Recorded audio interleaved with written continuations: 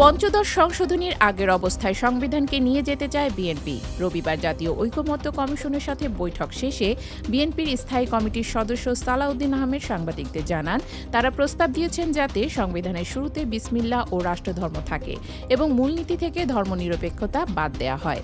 দলীয় প্রধান একই সঙ্গে প্রধানমন্ত্রী হলে অসুবিধা নেই বলেও বিএনপি মনে করে।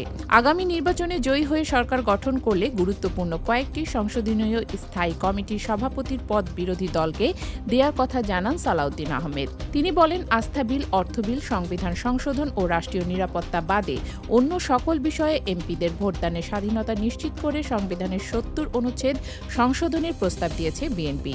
ইন্টারনেটকে মৌলিক অধিকার হিসেবে স্বীকৃতি দিয়ে সংবিধানে অন্তর্ভুক্ত করার ব্যাপারেও বিএনপি একমত বলে জানান সালাউদ্দিন আহমেদ।